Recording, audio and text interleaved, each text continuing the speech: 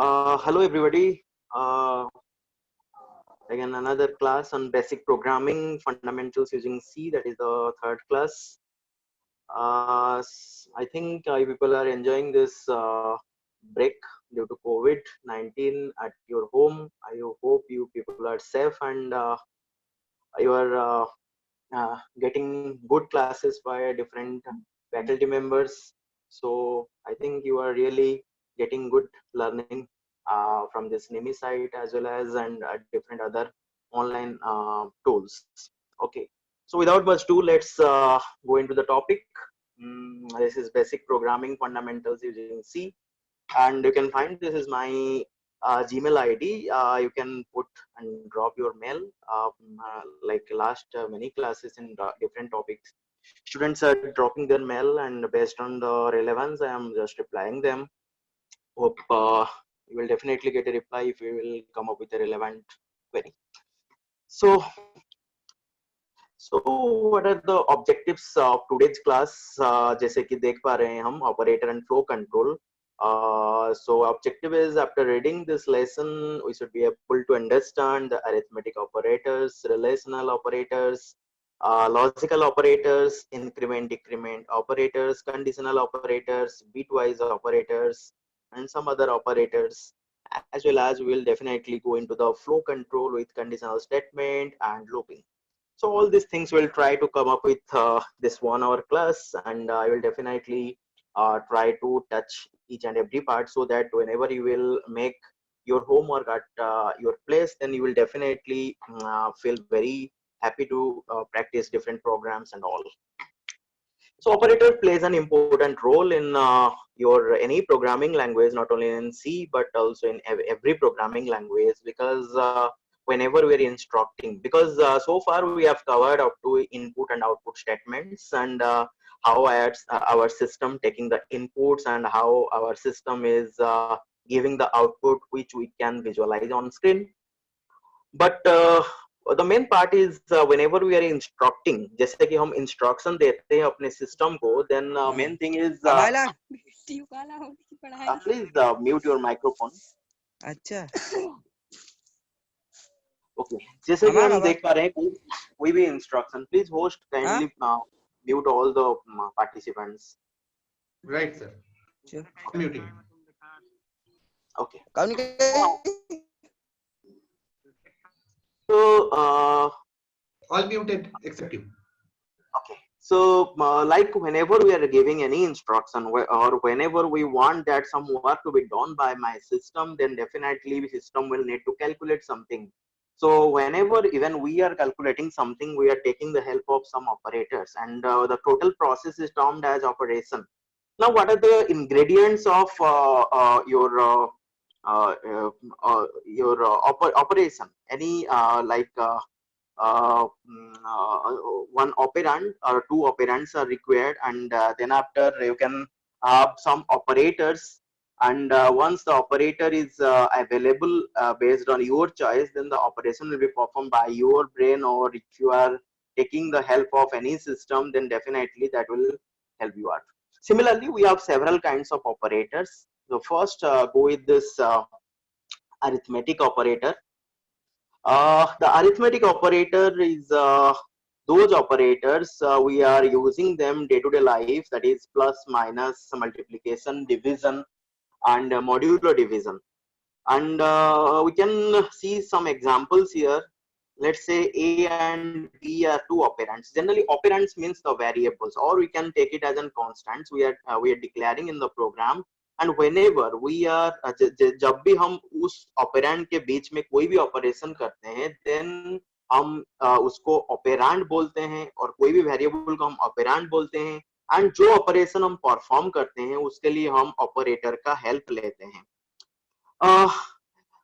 Similarly, we can have जैसे कि हम देख पा रहे हैं कि we have subtraction operator. Subtraction means minus operator. एक ऑपरेंड से दूसरे ऑपरेंड को हम माइनस कर सकते हैं. हम दो ऑपरेंड और दो वेरिएबल को भी डिवाइड या मल्टीप्लिकेशन भी कर सकते हैं. And one new one is here you can find modulo division. Now, in case of modulo division, we are finding out the remainder. The difference between the modular division and normal division is like that. In case of division, we are finding out the result whatever we are getting by the direct division. But in case of जब भी हम modular division use करते हैं तब हमको reminder मिलता है जो कि हम अपने हिसाब से यूज कर सकते हैं. जैसे कि एक छोटा सा एग्जांपल लेते हैं, even and odd find out करना है हमको. बहुत सारा नंबर हमारे पास है, उसमें कौन सा इवन नंबर है एंड कौन सा ऑड नंबर है, तो हम उसको कैसे फाइंड आउट करेंगे. तो कोई भी नंबर अगर डिविजिबल बाय 2 है तो वो एक इवन नंबर है, अगर वो डिविजिबल बाय 2 नहीं है तो वो इवन नंबर नहीं है और ये ऑड नंबर है. तो डिविजिबल बाय जब भी बोलते हैं तो रिमाइंडर 0 आना चाहिए. तो 0 रिमाइंडर आ रहा है या नहीं आ रहा है उसको चेक करने के लिए मुझे एक मॉड्यूलर डिवीजन ऑप्शन चाहिए, जो कि हमको प्रोवाइड कर रहा है यहाँ पे सी लैंग्वेज. बाकी लैंग्वेज भी ये ऑप्शंस प्रोवाइड करते हैं. Okay, so the modular division procedure produces the remainder of an integer division. कोई भी integer division हम करते हैं, जब भी reminder हमारा requirement होता है तो हम modular division करते हैं. The modular division operator cannot be used on floating point data. So floating point data, I think आप सभी को याद होगा, जब हम पढ़ रहे थे रेंज वगैरह पढ़ रहे थे उस टाइम फ्लोटिंग पॉइंट नंबर के बारे में भी हम बात किए थे, जिसमें कि डेसिमल पॉइंट के पहले एंड उसके बाद अगर कुछ भी नंबर हम डालते हैं एंड उस हिसाब से हम नंबर को प्रेजेंट करते हैं तो उसको हम बोलते हैं कि floating point number. Now remember, modular division हम फ्लोटिंग पॉइंट नंबर के साथ कभी भी यूज नहीं कर सकते. डेफिनेटली हम उसको इंटीजर के साथ ही यूज कर सकते हैं. Then quite interesting operators are there. They are called the comparison operators. Now comparison कब करते हैं, जैसे कि हम बात करते हैं कौन किसी से बड़ा है, कौन किसी से छोटा है, किसके पास कितना चीज है, किसका एज क्या है, किसका वेट क्या है, ये सारे चीज हम देखकर जब भी कैलकुलेट करते हैं तो हम एक क्लियर कंपैरिजन चाहते हैं. अगर वो चीज हम सिस्टम के थ्रू करवाना चाहते हैं तो in that case what we will do, we have to हमको यूज करना पड़ेगा comparison operators. Sometimes they are called also the relational operators. क्यों हम उसको relational operator बोलते हैं, जैसे कि एक कोई चीज, कोई वेरिएबल एक छोटा है एंड एक वेरिएबल बड़ा है, देन हम उस अगर उसके बीच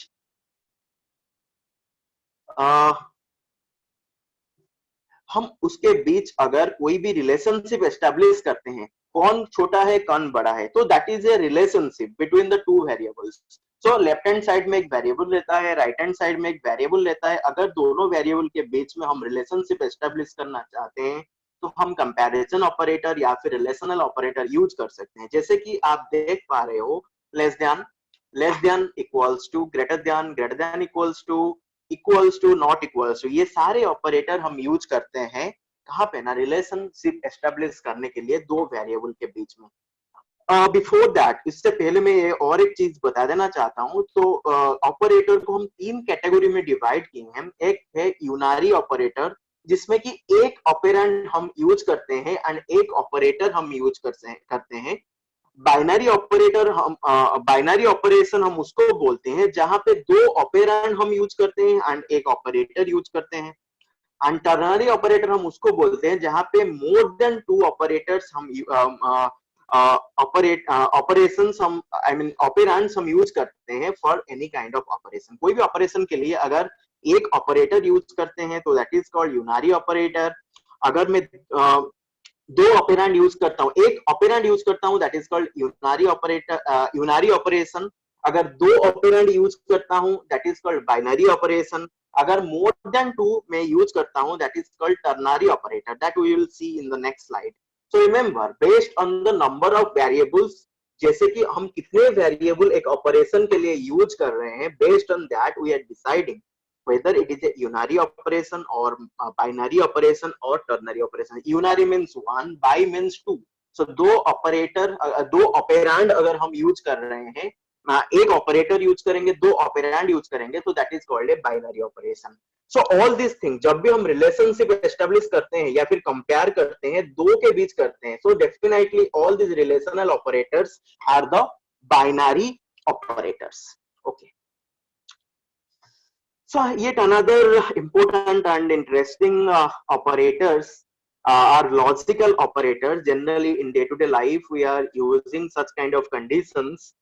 जब भी हमारा ऑपरेशन में कुछ कंडीशंस आ जाता है तब हम डेफिनेटली लॉजिकल ऑपरेटर के ओर देखते हैं. तो लॉजिकल ऑपरेटर के अंदर हमारे पास क्या क्या है? तो लॉजिकल ऑपरेटर में हमारे पास है लॉजिकल एंड, लॉजिकल और लॉजिकल नॉट. नाउ ये एंड और नॉट आई थिंक आप लोग मतलब आप लोगों को याद होगा कि ये सारे एंड और and not, these operations are related to the digital concept, that is a binary concept. Okay, so for your remembering I am just showing this table.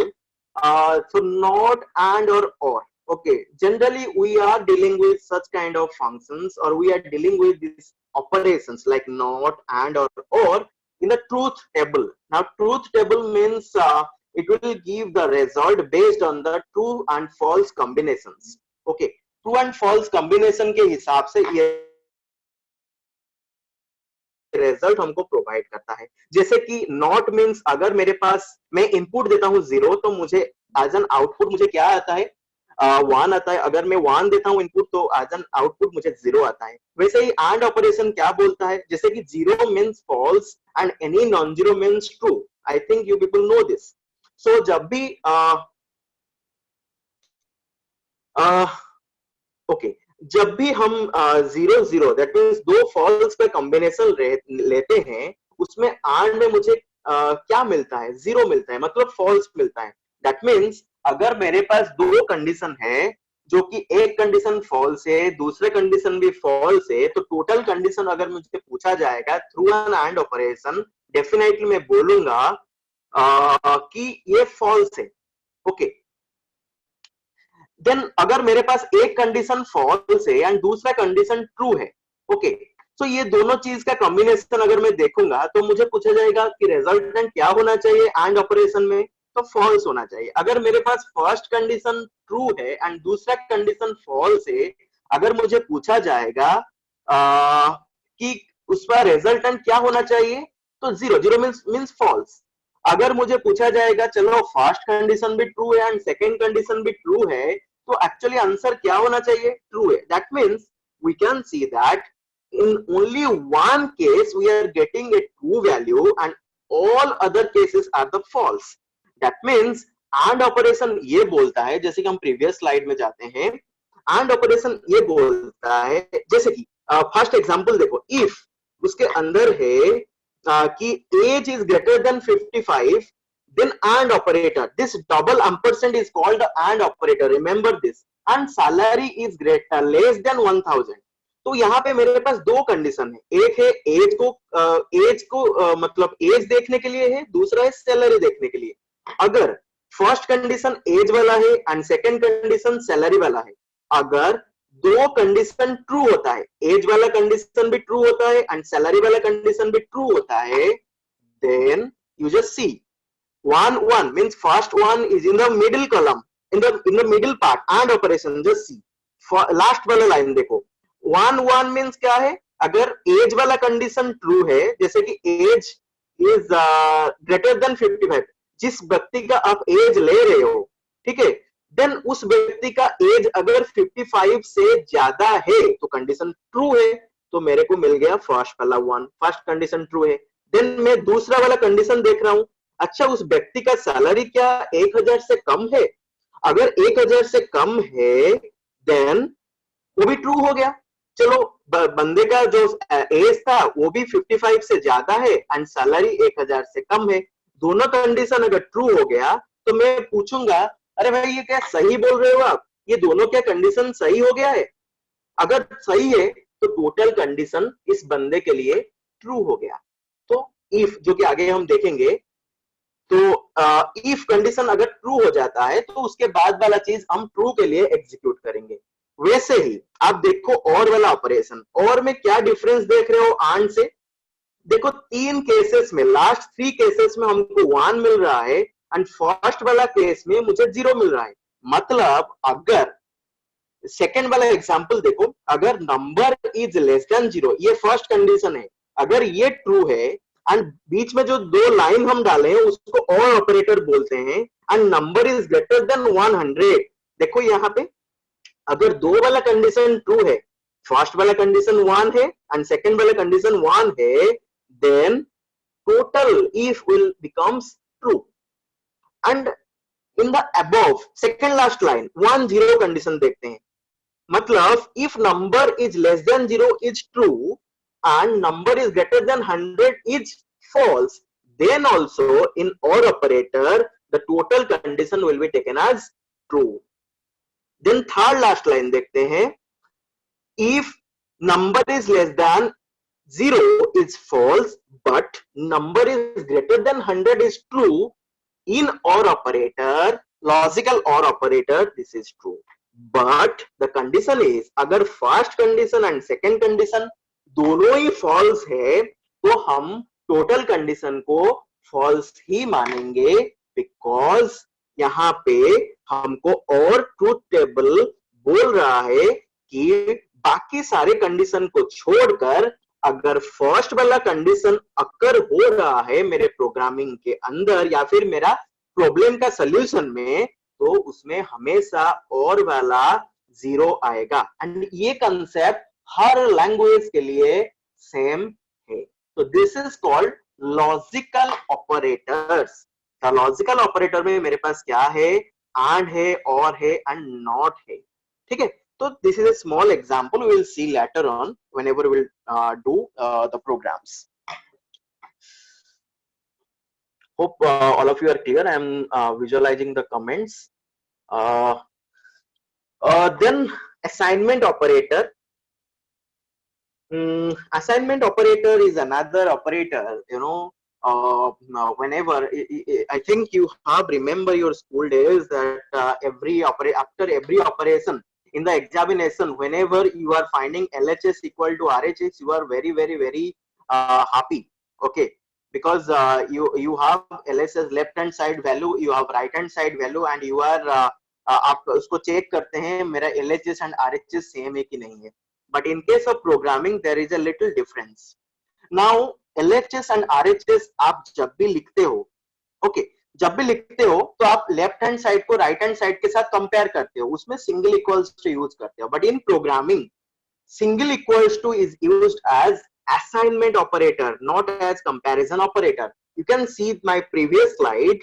Okay, whenever we are using the comparison operator, we are using the double equal to signature or double equal to sign to make the comparison. LHS equal to RHS in programming, but in normal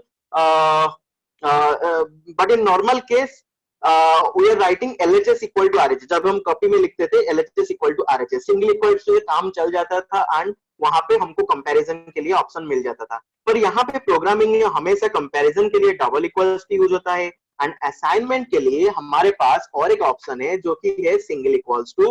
and single equals to में क्या value assign होता है, remember this is very important. L value and R value concept आता है, कहां पे आता है ना, असाइनमेंट ऑपरेटर में आता है। तो L value means left hand side value of the assignment operator and right value means right hand side value of the assignment operator, and assignment operator is definitely a binary operator. Why binary operator?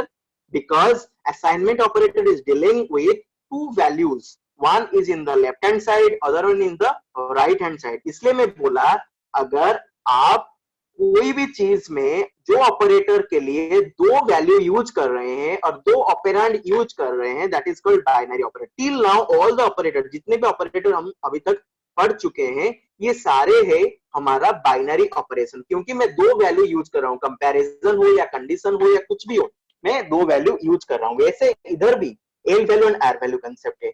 L value is always a variable and R value is always a value.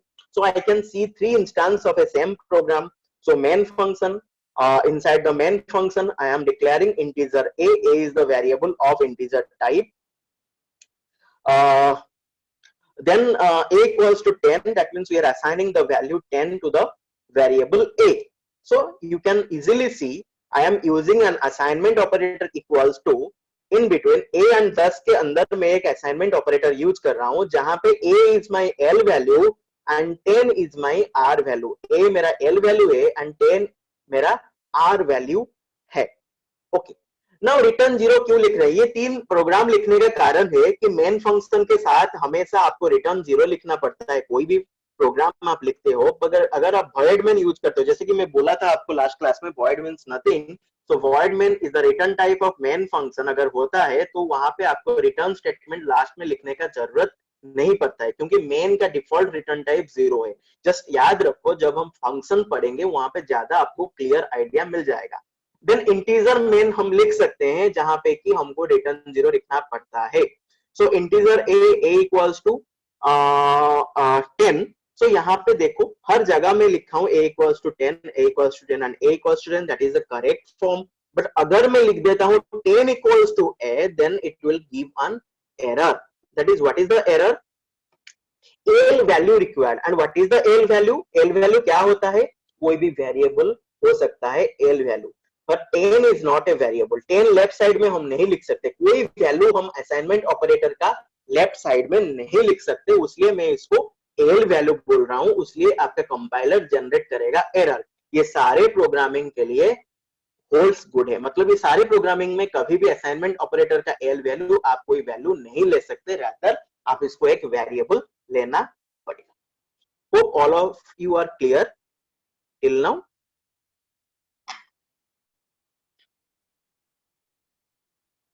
Okay, then operator precedence. Here I am not using many operators, but just to say operator precedence. Operator precedence means जैसे कि मेरे पास बहुत सारा fruits है, मैं कौन सा fruits आगे खाऊंगा एंड कौन सा फ्रूट्स बाद में खाऊंगा, ये हमारे दिमाग में तुरंत चला आता है.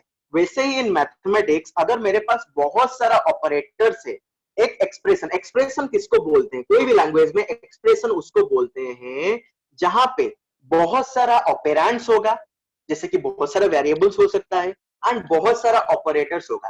That means expression is an collection of operator and operand in a particular program. Okay, कोई भी प्रोग्राम में बहुत सारा ऑपरेटर्स एंड ऑपरेंड्स, उसका कॉम्बिनेशन को मैं बोलता हूं expression.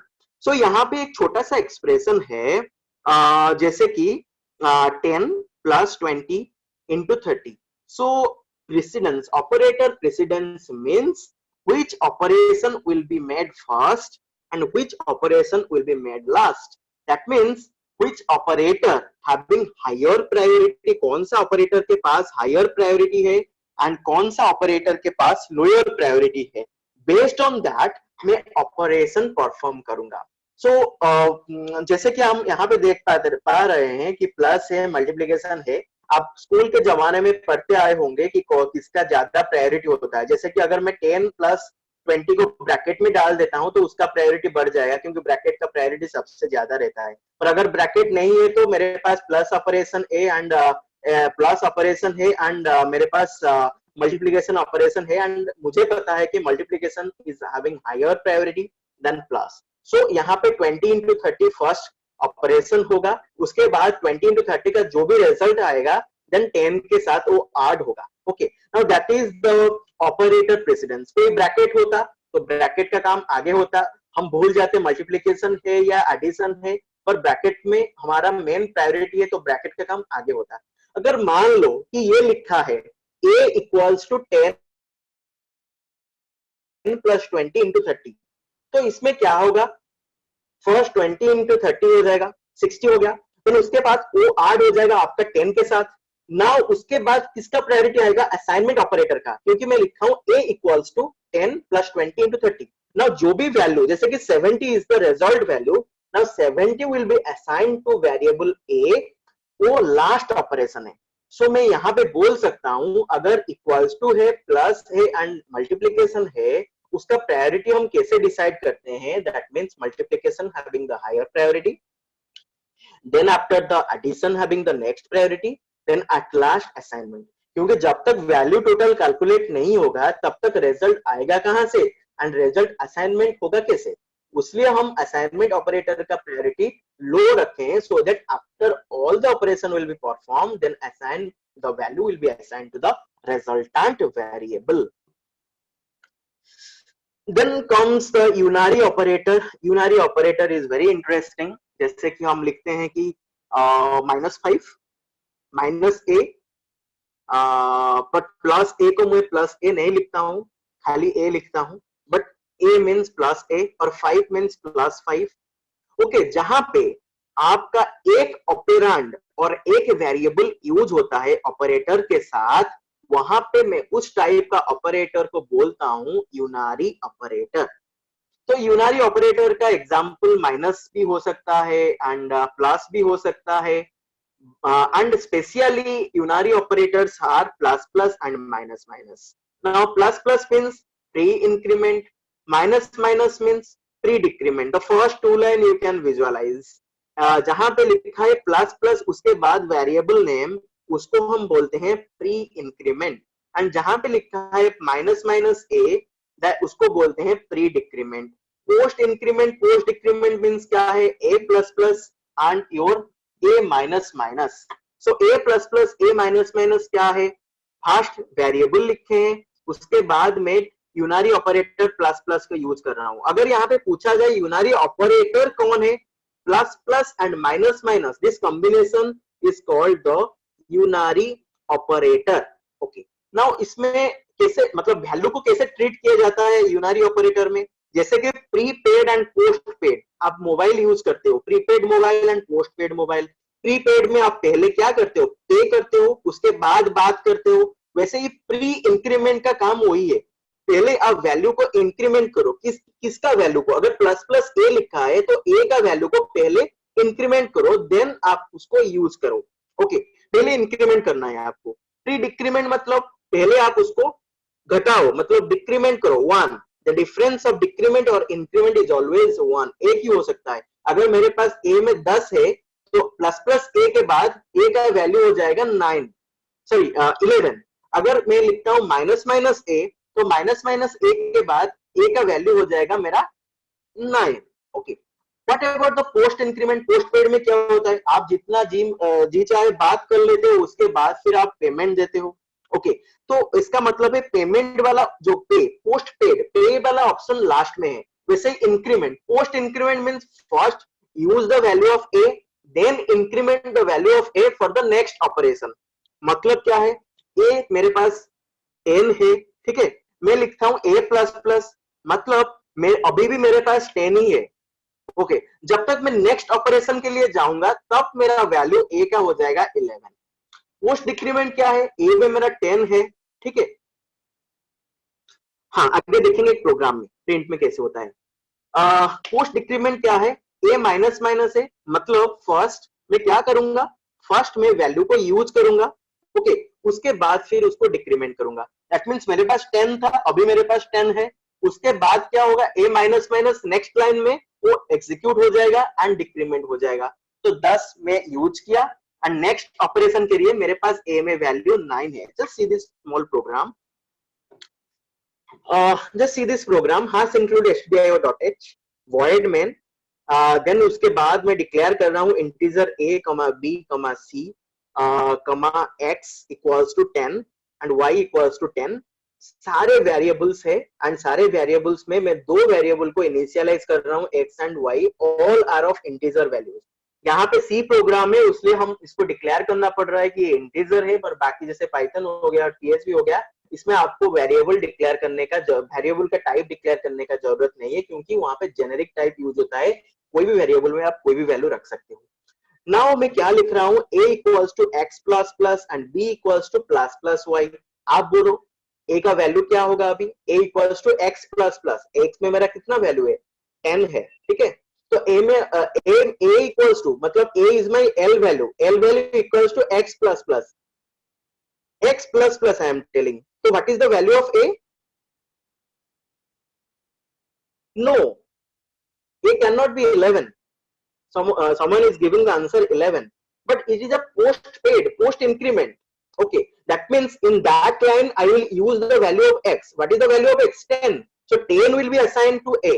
But in the next line onwards, the value of a get incremented. a का value x का value increment हो जाएगा, क्योंकि मैं x plus plus किया हूँ. तो first use the value. कहां पे यूज करूंगा, जहां पे मैं x यूज कर रहा हूं. कहां पे यूज कर रहा हूं, उस लाइन में यूज कर रहा हूँ, a equals to x plus plus में मैं यूज कर रहा हूँ, ठीक है। तो उस लाइन के लिए x का वैल्यू 10 ही रहेगा। उस लाइन ऑनवर्ड्स जितना भी लाइन से वहां पे x का वैल्यू क्या हो जाएगा, बढ़ जाएगा, उसी को बोलते हैं यस 10, यस निधि 10, उसी को बोलते हैं post increment. Okay, post increment means first use the value of a or first use the value of x, assign the value of x 10 to a, then increment the value of x, so that in the next operation or next onwards I can use what? I can use the value of x as 11. What about the b? B is plus plus y, y value is 10, but the story is a little bit different here. B equals to plus plus y means what? First increment the value of y, y value is 10, yes of course, y value will be 11 and 11 will be assigned to b. Okay, and that means what? Increment the value, use the value, everything will be possible in the same line. Okay, that is जितना आप पे कर चुके हो उतना आपको बात करने में कोई रोक नहीं सकता, पर उससे ज्यादा आप बात नहीं कर सकते, बट उस लाइन में आपका काम खत्म हो जाता है. That means increment the value and incremented value of the y will be assigned to b. Now I can print the value of a and b. The value of a and b is what? 10 and 11. Okay. Now, yes, 10 and 11. Now, c equals to a plus plus plus plus plus a. Now, this is a expression. जो भी बताया था, expression क्या है? It is a collection of operator and operand. But जब भी मैं लिख रहा हूँ c equals to a plus plus plus plus plus plus plus a, then semicolon, it becomes a statement because it will give some output. Okay. Now the answer will be 22. How? Of course, it is compiler dependent, but in general, to understand the concept, I can say the value of this particular expression is 22. How it is exactly calculated? So I have written a plus plus plus plus plus a. Okay, now we have two operations. One is post increment, other one is the pre increment. But in that line, which operation will get executed first? Definitely the pre operation. I have only one pre operation. What is the value of a? A is having the value 10. You can find it in the above line, a equals to 10 by x plus plus. Okay. Now plus plus a in the c equals to a plus plus plus plus plus a statement, plus plus a will get executed first. Okay. That means what is the value of a now? That is 11. Okay. But another operation I have, but that is unfortunately a post operation. So in that line, the value of a will be used only. A cannot be incremented there. So what is the value to be used for that line? 11, of course. So both the places of a, because a is a single variable. Okay, the single variable having a single value, and I am using the single value multiple times in the statement. So how many times I am using the value? 2 times. That is 11 plus a plus plus plus 11 for plus plus a. How about 11 by plus plus a? A plus plus only use the value of a, never increment there. So 11 plus 11 equals to 22. But after that, if I will print the value of a, instead of value of c, I will write value of a equals to percentile d, comma a, then it will come as 12, because the value has been incremented in the next execution onwards. Okay, now this is the concept of your unary operator. You can formulate many kinds of such combinations to know the output of this program. Yes, one time increment हुआ है, दूसरा वाला increment वहां पे मैं नहीं कर सकता क्योंकि वो एक पोस्ट इंक्रीमेंट है एंड मुझे वैल्यू यूज करना पड़ेगा. हमेशा पोस्ट इंक्रीमेंट में मुझे ओल्ड वैल्यू यूज करना पड़ेगा. तो ओल्ड वैल्यू ए का क्या है? ए का है 11. सो 11 plus 11 is 22, right. But after that अगर मुझे पूछा जाएगा उस लाइन के बाद ए का वैल्यू क्या है ना, उस लाइन के बाद ए का वैल्यू इंक्रीमेंट होके हो जाएगा 12. नाउ आफ्टर दैट अगर मैं लिखूंगा c equals to a plus a, then 12 plus 12, the 24 will be the answer. Okay, now somewhere you can find the value of c, and the value of c will be yes, नहीं, plus plus ए के लिए increment हुआ, ए plus plus का काम नहीं हुआ है. Plus plus ए का इंक्रीमेंट हो गया, यूज भी हो गया उस लाइन में. एंड a प्लस प्लस के लिए ओनली a का वैल्यू यूज हुआ है, a प्लस प्लस का काम नेक्स्ट लाइन के लिए है, नेक्स्ट लाइन में इंक्रीमेंट हो जाएगा। 12 कैसे होगा? a का वैल्यू कितना है? 10 है ना। x प्लस प्लस अलग है, x is other variable and a is other variable. a में मैं स्टोर कर रहा हूं वैल्यू, x इंक्रीमेंट हो चुका है। अगर आप यहाँ पे मुझे पूछोगे x का वैल्यू अभी कितना है, ऑफ कोर्स 11 है, बट a का वैल्यू 11 नहीं है, a का वैल्यू वही 10 है। Try to understand. Okay, unary operator has higher precedence than the binary operator. That means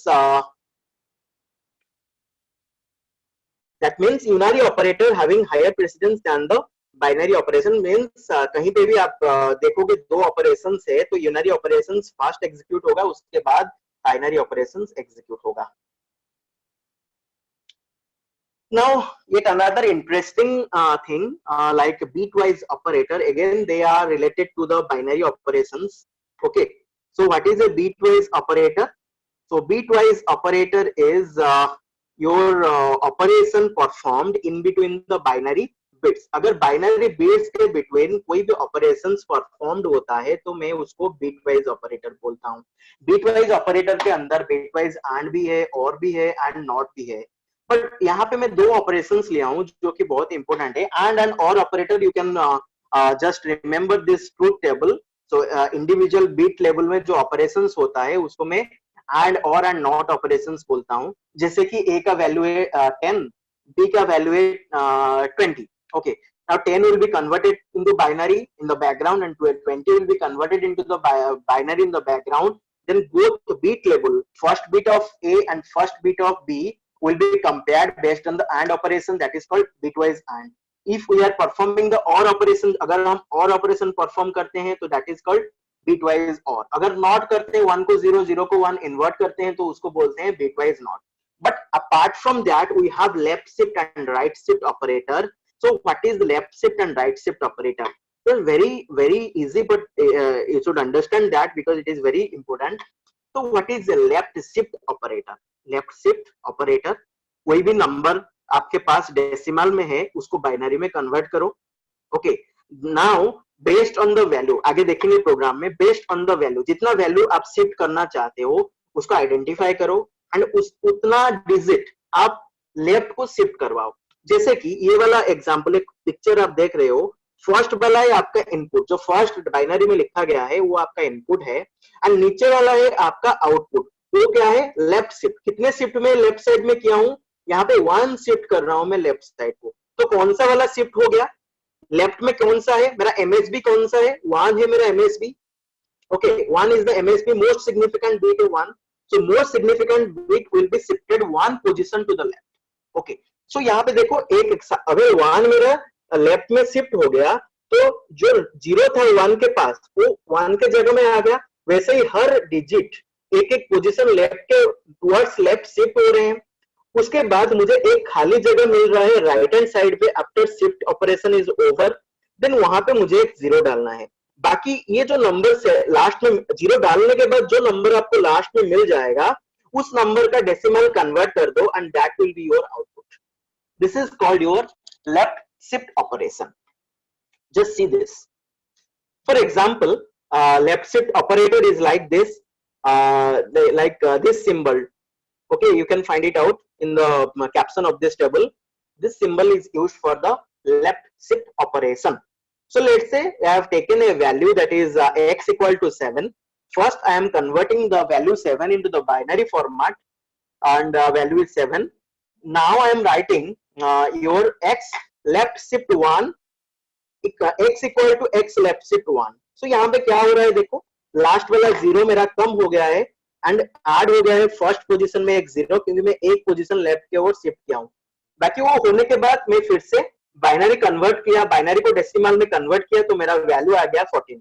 binary से डेसिमल कैसे कन्वर्ट होता है, I think you people are very much clear about that. Like 0 के लिए 2 to the power 0, 1 के लिए 2 to the power 1, then फिर 1 के लिए 2 to the power 2, like this up to last position you have to calculate the value of the particular binary to decimal conversion.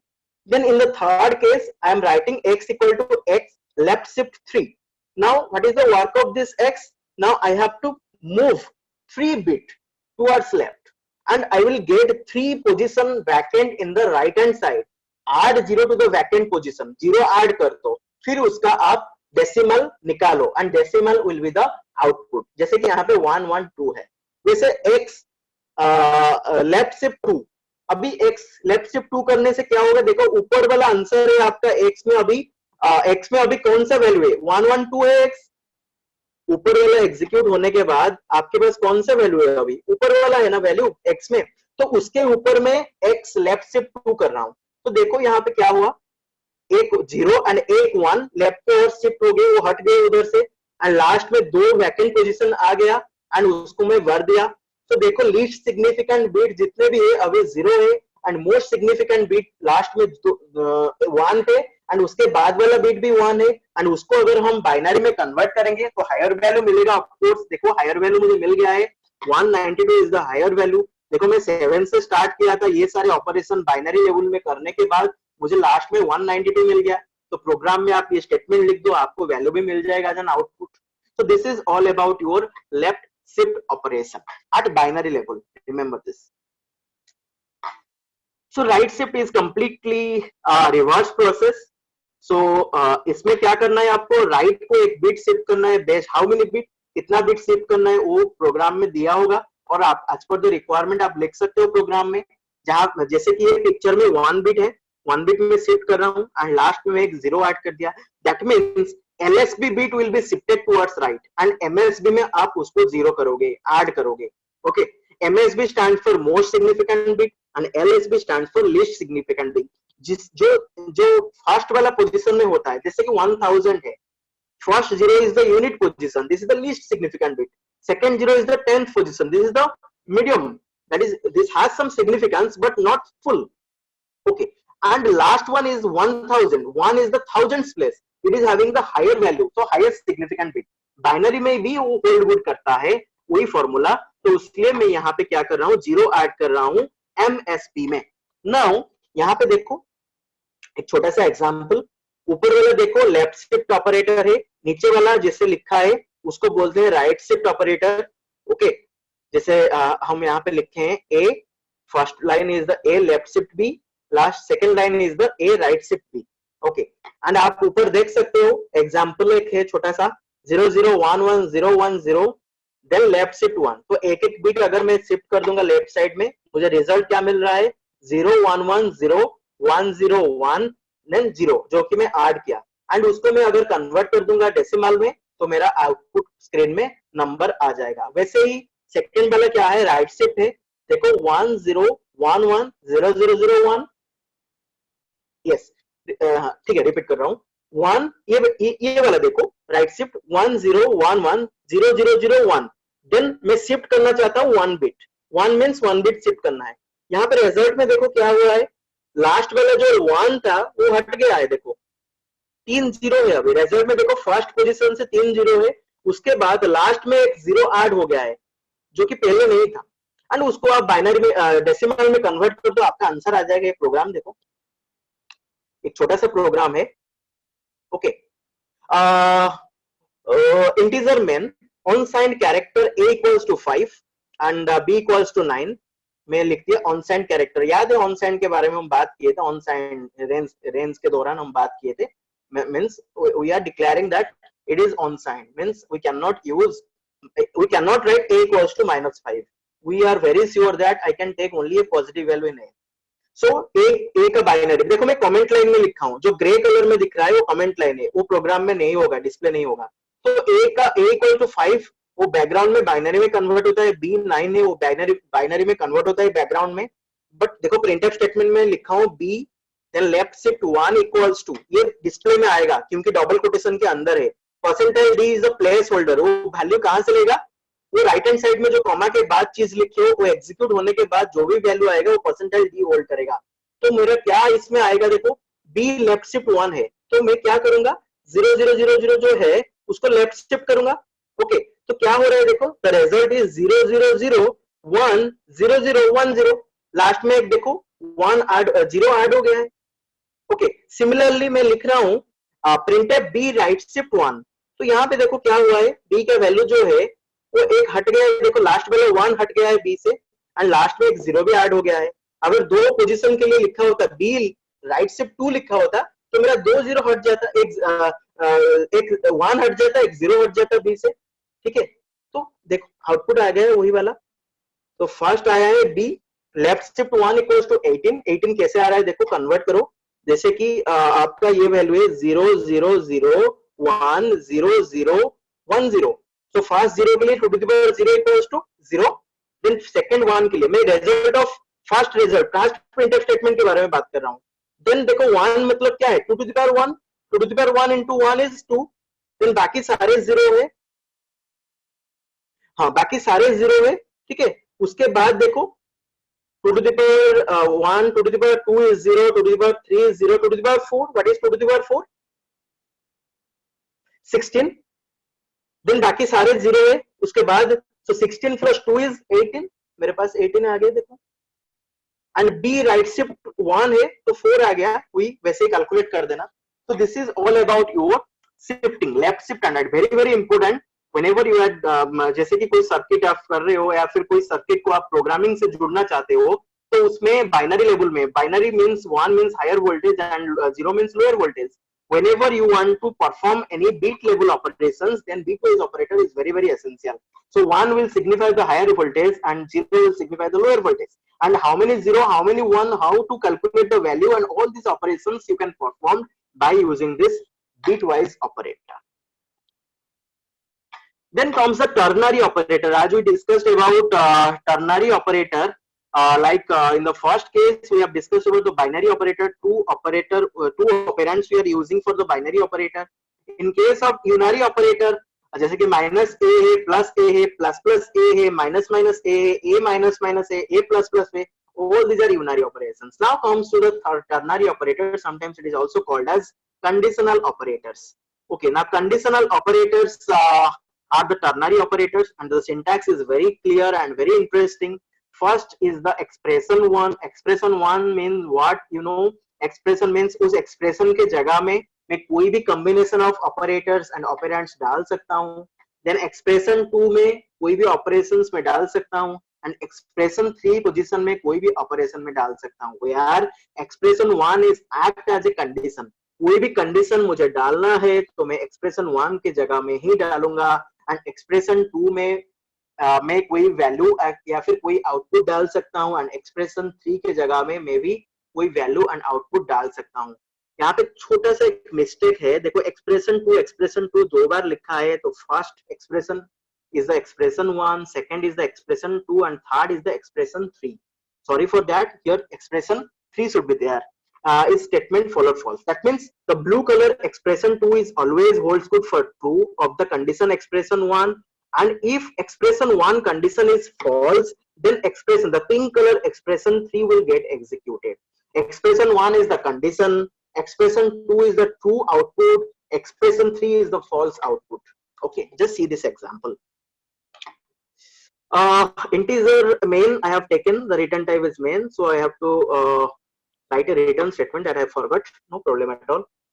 Integer norm1, norm2, norm3, and तीन variable है यहाँ पे, norm1, norm2 and norm3. printf enter the number 1 and number 2, दो number में enter कर रहा हूँ. scanf statement %d integer के लिए यूज किया. ampersand ऑपरेटर एड्रेस के लिए मैं यूज किया norm1 and norm2 को. norm1 and norm2 का वैल्यू में ले गया. उसके बाद मेरे पास है norm3. अभी इसके साथ आप norm3 is the L value, remember L value. Then assignment operator. Then I am writing the ternary operator. norm1 is greater than norm2 is your expression 1, that is red color. Okay. And उसके बाद देखो question mark है. Then उसके बाद लिखा है norm1, that is the expression in blue color. If norm1 is greater than norm2 is true, then output will be norm1 and norm1 will be assigned to norm3. Okay. If norm1 is greater than norm2 is false, जैसे कि number 1 के लिए मैं एक छोटा value लिया हूं, number 2 के लिए एक बड़ा वैल्यू ले गया, एंड वो कंडीशन फॉल्स हो गया, वहां पे norm2 will be the result and norm2 will be assigned to norm3. Just see, the pink color is the norm2. Okay, so printf %d norm3. तो देखो यहाँ पे आउटपुट कैसे आएगा, enter the value number 1 and number 2, मैं दो value लिया 2 and 3, तो norm1 वेरिएबल में मेरा वैल्यू है 2 एंड norm2 वेरिएबल में मेरा वैल्यू है 3. So 2 is greater than 3, whether it is true or false. Please answer in chat, no problem. 2 is greater than 3. Expression 1 in ternary operator. 2 is greater than 3. How? 2 3 से बड़ा है या छोटा है? Okay, 2 3 से हमेशा छोटा है. तो अगर 2 3 से बड़ा होता तो मेरा आंसर क्या होता, norm1, that means 2. अगर ये फॉल्स है तो मेरा वैल्यू क्या होगा, 3, norm2. norm2 will be in the value in the norm3. norm3 the resultant output L value. Okay, so 2 3 अगर मैं इनपुट करता हूं तो मेरा आउटपुट क्या आएगा, norm3. norm3 में क्या वैल्यू जाएगा, फॉल्स के लिए कौन सा वैल्यू है, norm2 है, तो norm2 क्या है, 3 है, तो आउटपुट विल बी 3. अगर मैं उल्टा दे रहा हूं, enter the value number 1 and number 2, मैं दिया 3 एंड 2, सो ये कंडीशन अभी ट्रू हो गया. ट्रू होने के बाद expression 2 will get executed. Then norm1 में क्या है, norm1 में मेरा 2 है, तो आउटपुट क्या आएगा, 2 आएगा. क्लियर और not clear, please reply in chat.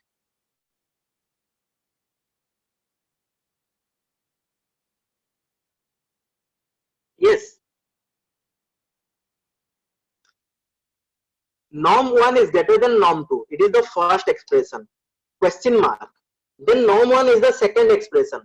अगर norm1 is greater than norm2, then the answer, yes, then the answer will be norm1. Okay, अगर norm1 is not greater than norm2, then norm2 will be the answer. अभी ये norm1 and norm2 जो expression 2 and expression 3 में लिखे हो, उसको आप कुछ भी लिख सकते हो. मैं यहाँ पे norm1 and norm2 लिख रहा हूँ. ओके, जैसे कि norm1 is greater than norm2, उसको भूल जाओ. अगर मैं लिखता हूं norm, इसलिए मैं हाईलाइटेड ढूंढ रहा था, हाईलाइटेड इसमें नहीं है, norm3 इक्वल्स टू norm1, उसका मतलब क्या है, norm3 इक्वल्स टू norm1, उसका मतलब क्या है, कौन बोल सकता है?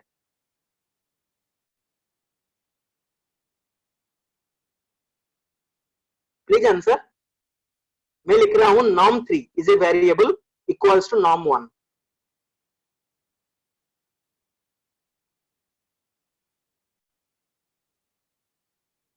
यस, दैट मींस norm1 का वैल्यू को मैं norm3 में असाइन करूंगा.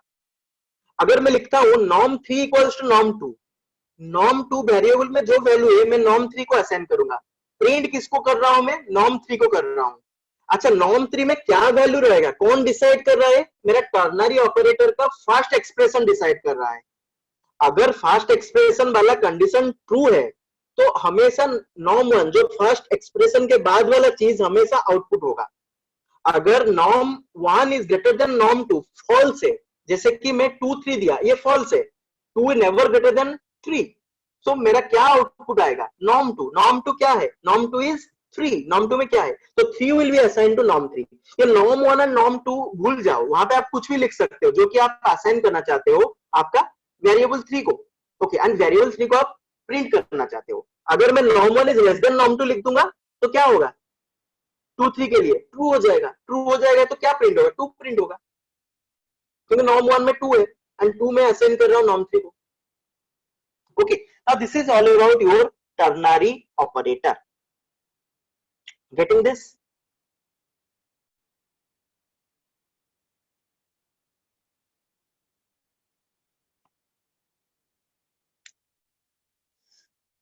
Clear about this?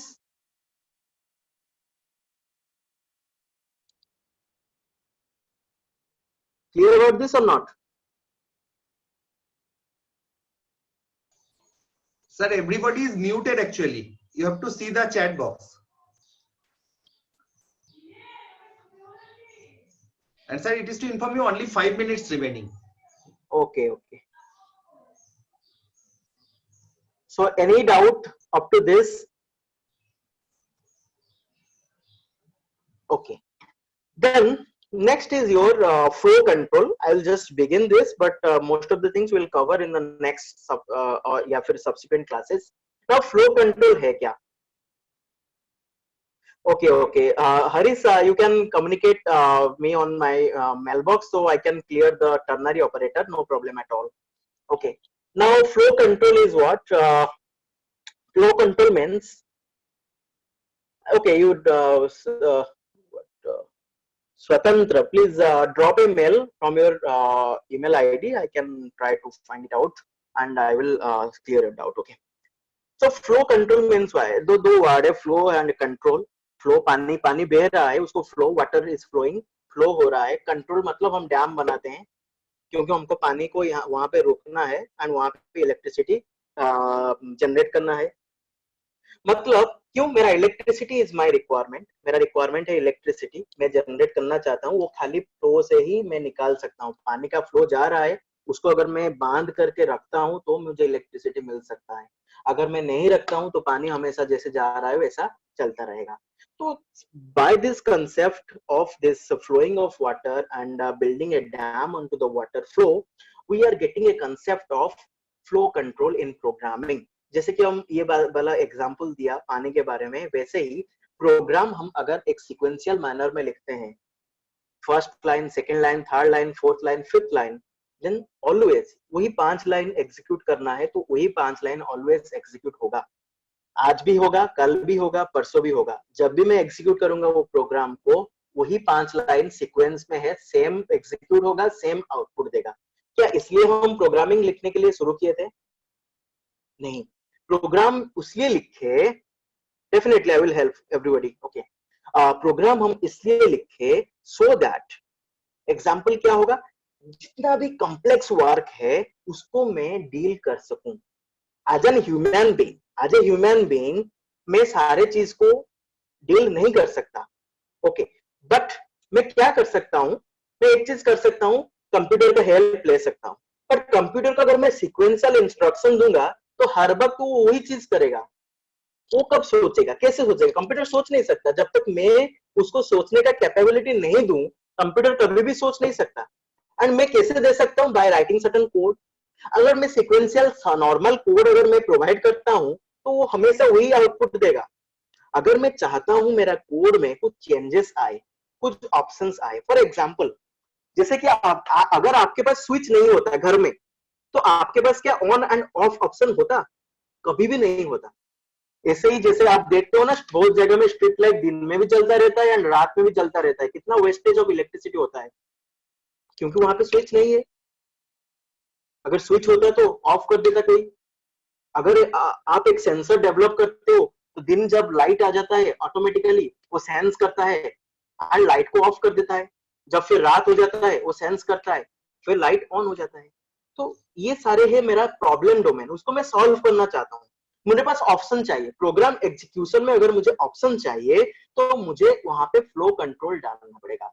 दो तरीके से मैं फ्लो कंट्रोल कर सकता हूँ. एक है branch statement. Time up sir, kindly conclude. Okay. एक है ब्रांच स्टेटमेंट, दूसरा है योर लूपिंग. ओके. जैसे कि हम if else बोलते हैं, that is called a branch statement and looping is a different part. So that is the main requirement of your flow control. So I have to conclude it. So I have more slides but due to time,